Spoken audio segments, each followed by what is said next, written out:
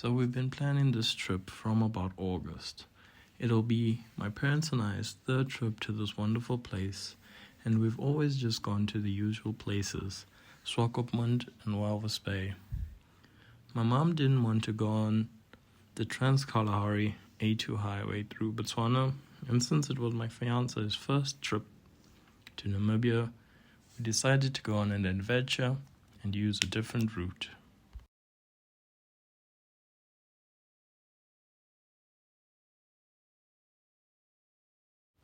This was our itinerary for the trip, detailed with 8 stopovers and a total of 4,800 kilometers and 50 hours of travel. I prepped the car for the long road trip through the desert. Coolant was the first on my list because I knew we would be in the heat of the desert, sometimes recording a maximum of 40 degrees outside. Next was the undercarriage. I checked all my rubbers, joints, brake pads, shocks and tires. Luckily, all was in order and nothing had to be changed. Next, it was off for wheel alignment and tire pressure check. I filled up the day before. I put some Miracle Juice, Liqui-Moly's Bucky Series Complete Diesel Cleaner. This helped with my diesel consumption, and I'll share at the end of the video the total cost of fuel and average consumption. I detailed the car with Maguire's ceramic wax, just so it keeps its shine through the trip. Day 1 of our trip. We have left home an hour and a half ago, and here we are. Both teams set off at 4:30 in the morning. My parents leaving from Gaborone, Botswana, my fiance and I leaving from Johannesburg, heading to Vryburg for the meetup.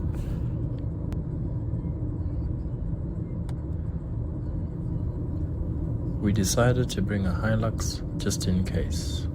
In Kuruman, my dad noticed the car lost power and had a rough idle.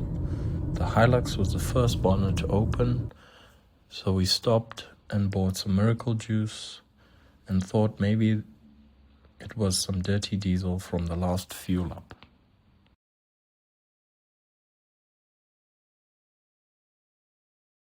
From Kuruman to Uppington, we pushed. The situation in the Hilux was not improving, fuel consumption got worse, but it was still moving. Watching the outside temperature climb as we got closer into Uppington and the air getting thinner, this was not helping either of the cars. From Uppington, we drove through the red dunes to get to our first overnight stopover at Molopo Lodge in the green Kalahari. After 1,000 k's on the road, I decided to join the Hilux in a bonnet opening ceremony.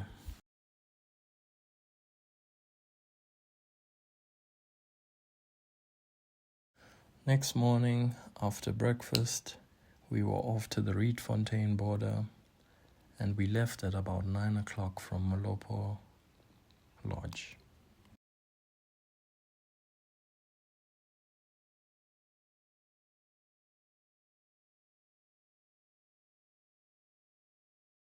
As we approached the border, we were prepared to not see tar for the next 200 k's, but we were not ready.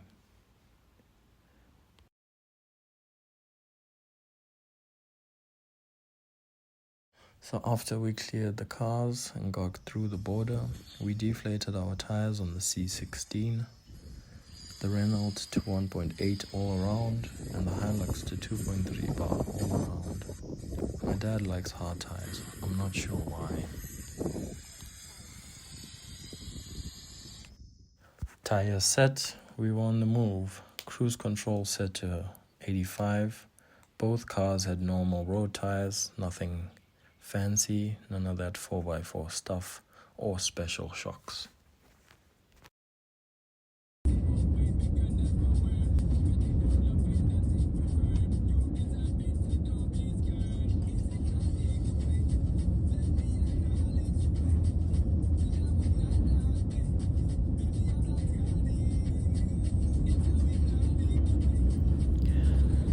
going on this road, we did not save much time or go a shorter distance by driving on the C16, which is a dirt road.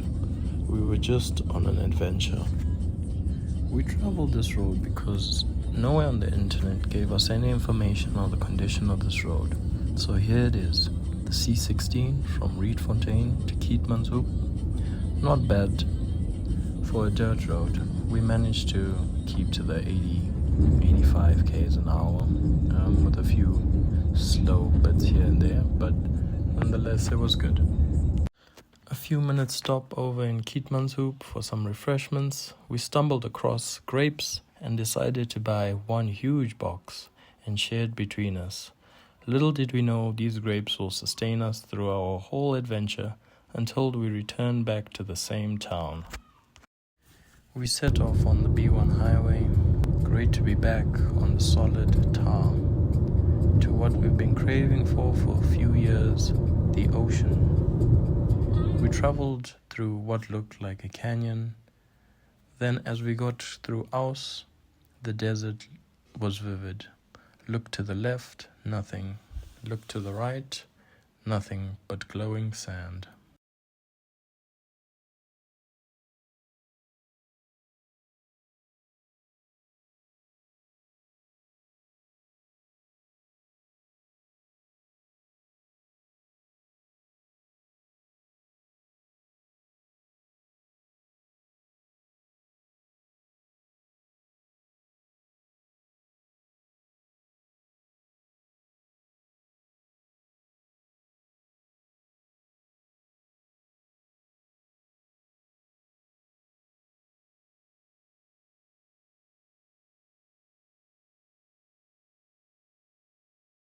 We made it to Luderitz at about 6 p.m. and we didn't know the sun only sets at 8 p.m. So we still had a lot of daylight. So we checked in and my dad and I grabbed some spanners and started opening and looking for the problem on the Hilux. Next morning, him and I sat and discussed what could be wrong over a cup of coffee. With no solution in sight, we set off to the beach and into town to clear our head and do some holidaying. What a place Luderitz is. I should have come here a long time ago. It's extremely windy though, but the water is so clean and cold.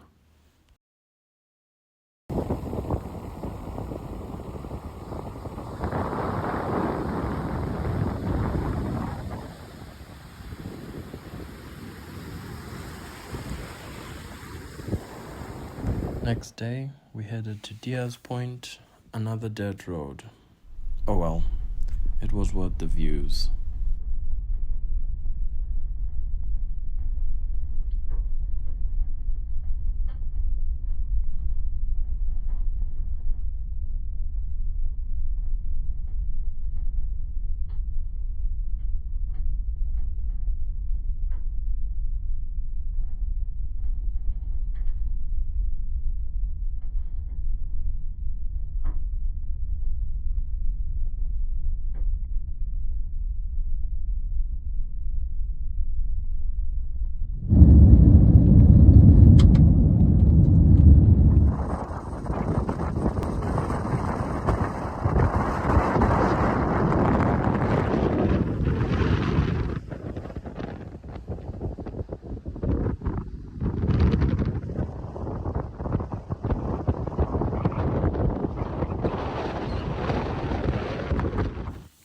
We were looking for a spot to have a braai on the beach.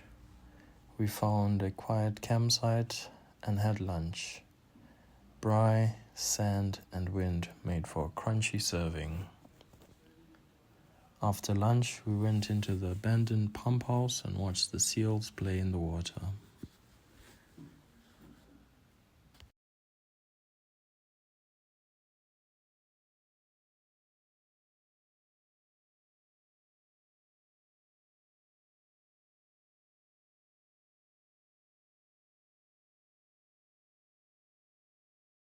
The history in this place is chilling. We went to the ghost town and yeah, it's crazy to see how these buildings are still there. I won't say much about this place, you have to go and see for yourself.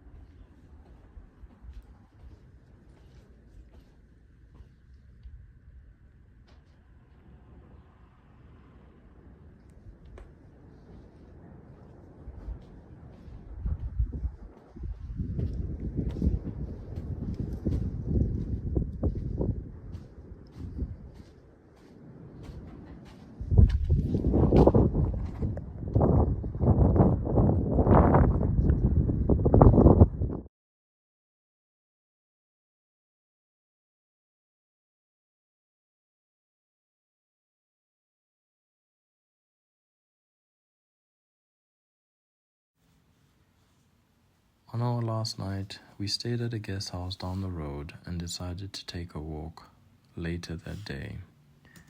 We found out what these rocks placed in a circle were about. It was human bones in the ground. Go up and read about Shark Island. It's unbelievable. We watched the sunset on our last night at Luderitz and discussed our trip ahead. The original plan was to drive on the B1 highway, but we decided to continue the adventure and take the C13.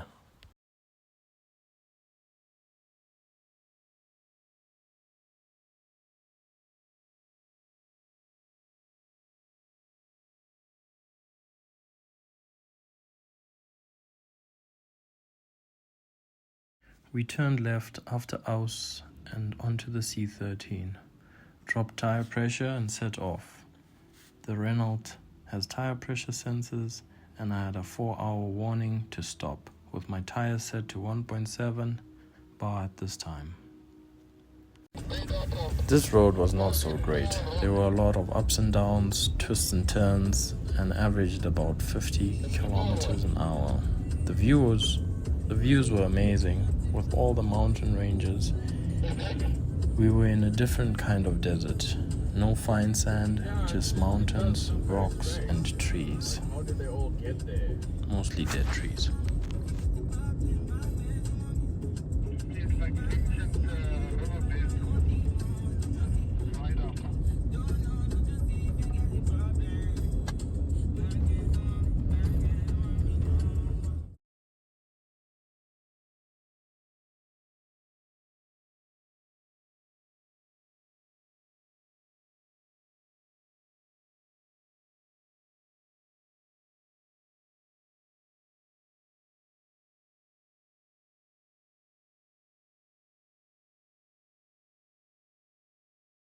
We stopped in Helmeringhausen for the famous apple pie, but honestly, it wasn't so great.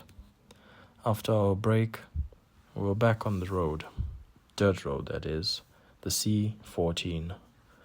This was the best dirt road I've ever driven on, and we were doing about 80 k's an hour, until we got 20 k's from the town. Whoa. Corrugation started, and I just wanted it to end. We arrived safely at our overnight stop and got some Z's in.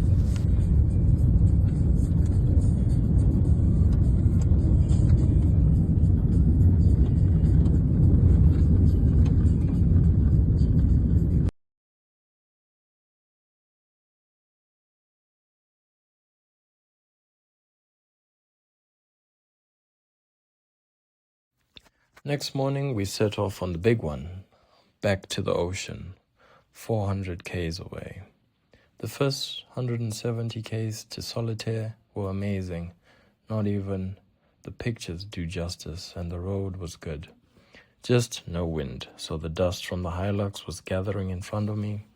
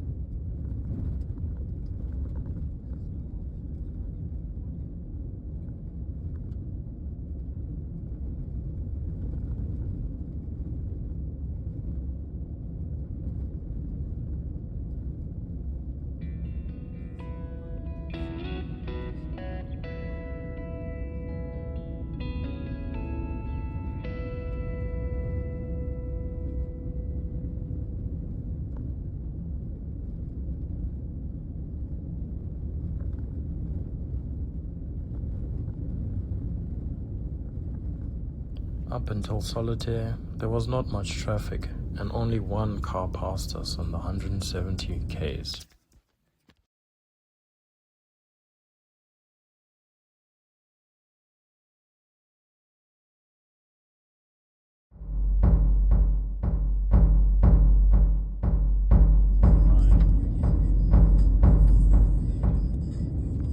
After Solitaire, things took a turn for the worst.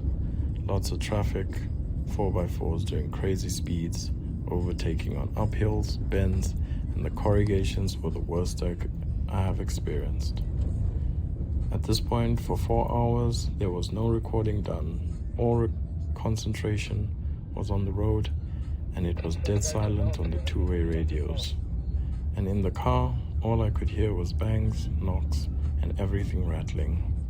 We were down to about 20 Ks an hour. At one point, I stopped the car and told my fiancée, I need a break. And I walked around the car to see if anything had fallen off, because I was convinced my gearbox and engine were going to fall off. I cannot even tell you how many Ks it was bad for, but all I know, it was a long drive. If I was struggling in the Renault, and my dad was struggling in the Hilux as well, imagine the person in this Swift. Definitely not a good idea to drive that car on these roads.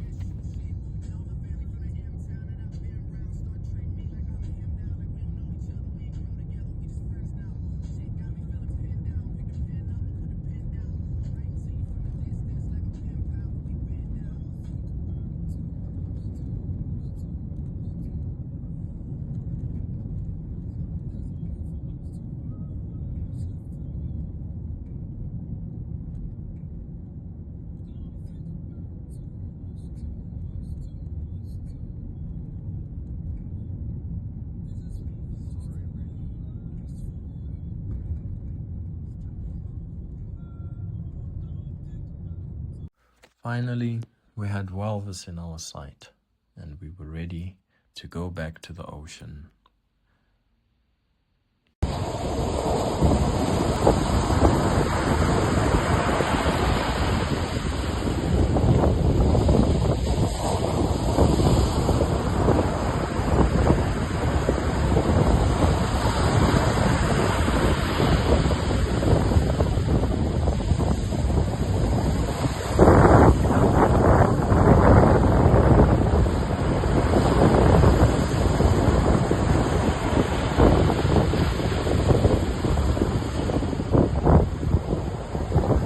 We fueled up in Freiburg and we had a quarter tank left when we got to Johannesburg. So in total we spent 5,000 Rand on fuel on the Renault and about 10,000 Rand on the Hilux. So I'll end the video here. Stay tuned for our stay in Walvis, Swakop, Windhoek, Keetmanshoop, Uppington, and back home.